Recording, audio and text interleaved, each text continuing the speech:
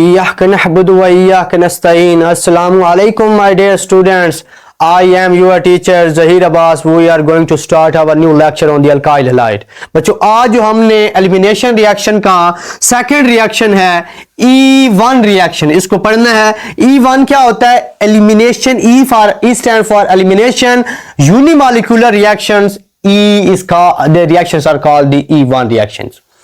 अच्छा, ये to step reaction होता है, स्टेप रिएक्शन होता है। अच्छा, यूनी का मतलब बच्चों वन होता है, तो याद करने का तरीका क्या है कि टू स्टेप लिख लें। अगर यूनी कह रहे हैं तो टू, अगर बाई हो तो वन। मेरे ख्याल में अब बात को एक्सप्लेन करने की जरूरत नहीं है। तो अब यहां पे अब टर्शरी कार्बोकेटाइन, ये टू स्टेप है, तो इसमें जो पहले हमारे पास टर्शरी कार्बोकेटाइंस होता है, this is the tertiary carbocations. आप यहां पे सॉल्वेंट लेते हैं पोलर, और ये रिएक्शन स्लो होता है, तो हमारे पास क्या बनेगा बच्चों? कार्बोकेटाइन बन जाएगा स्टेप नंबर 1 के अंदर, Br माइनस हो जाएगा। इसको क्या कहते हैं बच्चों? कार्बोकेटाइन। अब स्टेप नंबर 2 के अंदर क्या होगा? This is step number 1। Step number 2 के अंदर देखें, बी, इसको मैं जरा ओपन करके लिखता हूं, बाकी कार्बन कुछ ऐसे ही लिख लेते हैं, CH3 this one the plus H है, और यहां पे भी बच्चों क्या है? H है। अब यहां से बेस जो है वो अटैक करेगा, ये अपने इलेक्ट्रॉन यहां डोनेट करेगा। जब ये इलेक्ट्रॉन डोनेट करेगा तो हमारे पास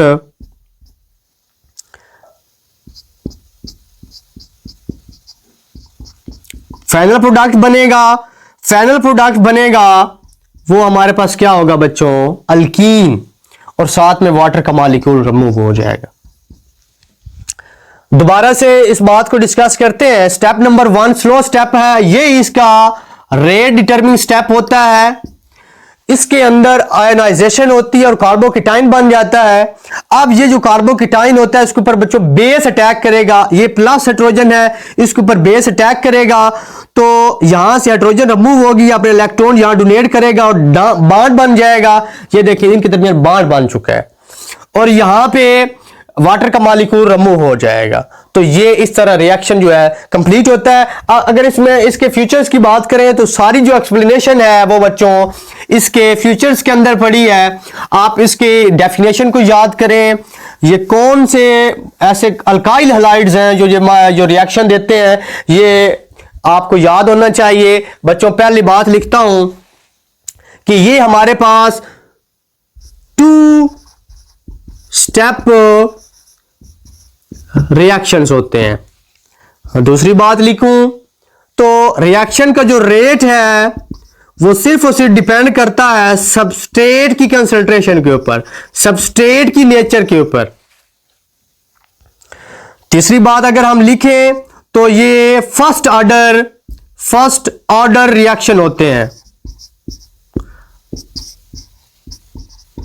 अच्छा, 4 अगर हम इसकी बात करें तो जो टर्शरी कार्बोकेटाइंस होते हैं वो रिएक्शन अच्छा देते हैं। फिर हमारे पास अच्छा जरा कार्बोकेटाइंस की बात कर लेते हैं, CH3 CH3 प्लस।